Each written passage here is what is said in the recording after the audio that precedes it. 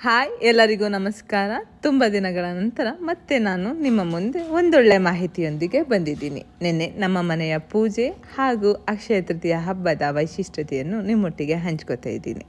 ನಿಮಗೂ ಹಾಗೂ ನಿಮ್ಮ ಕುಟುಂಬದ ಆರೋಗ್ಯ ಅಕ್ಷಯವಾಗಿರಲಿ, ಅದೃಷ್ಟ ನಿಮ್ಮ ಜೊತೆಗಿರಲಿ, ನೀವು ಮಾಡುವ ಪ್ರತಿಯೊಂದು ಕಾರ್ಯದಲ್ಲೂ ಯಶಸ್ಸು ನಿಮ್ಮದಾಗಲಿ.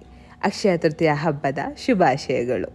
ಅಕ್ಷಯ ತೃತೀಯವು ಭಾರತದಲ್ಲಿ ಹಿಂದೂಗಳು ಆಚರಿಸುವ ಮಹತ್ವದ ಹಬ್ಬವಾಗಿದೆ. ಅಕ್ಷಯ ತೃತೀಯ ಹಬ್ಬವು ವೈಶಾಖ ಮಾಸದ 3ನೇ ದಿನದಂದು ಆಚರಿಸಲಾಗುತ್ತದೆ. ಅಕ್ಷಯ ಎಂಬ ಪದವು ಎಂದಿಗೂ ಕಡಿಮೆಯಾಗದ ಅಥವಾ ನಾಶವಾಗದ ಎಂಬ ಅರ್ಥವನ್ನು ನೀಡುತ್ತದೆ. ಈ ದಿನ ಭಗವಾನ್ ವಿಷ್ಣು ಹಾಗೂ ಲಕ್ಷ್ಮೀ ದೇವಿಯನ್ನು ಭಕ್ತಿ ಹಾಗೂ ಸಮರ್ಪಣಾ ಭಾವದಿಂದ ಪೂಜಿಸಲಾಗುತ್ತದೆ. ಹಿಂದೂ ಪುರಾಣಗಳ ಪ್ರಕಾರ ತ್ರೇತಾಯುಗವು ಅಕ್ಷಯ ತೃತೀಯ ದಿನದಂದು ಆರಂಭವಾಯಿತು ಎಂಬುದು ಕೂಡ ನಂಬಿಕೆ. ಈ ದಿನ ಚಿನ್ನ ಖರೀದಿ, ಮದುವೆ, ನಿಶ್ಚಿತಾರ್ಥ, ಉದ್ಯೋಗ ಹಾಗೂ ಹೊಸ ವ್ಯಾಪಾರವನ್ನು ಆರಂಭಿಸುವ ಶುಭ ದಿನ ಎಂದು ಕೂಡ ಹೇಳ್ತಾರೆ.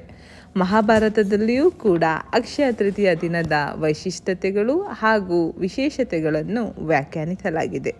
ಅಕ್ಷಯ ತೃತೀಯ ದಿನದಂದೇ ಮಹರ್ಷಿ ವೇದವ್ಯಾಸರು ಮಹಾಭಾರತವನ್ನು ಬರೆಯಲು ಆರಂಭಿಸಿದರು ಎಂದು ಹೇಳುತ್ತಾರೆ.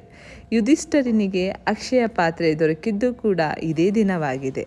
ಅಷ್ಟೇ ಅಲ್ಲದೆ ಈ ದಿನ ಭಗೀರಥನ ಪ್ರಯತ್ನದಿಂದಾಗಿ ಗಂಗೆಯು ಧರೆಗಿಳಿದು ಬಂದಳು ಎಂದು ಕೂಡ ಹೇಳ್ತಾರೆ.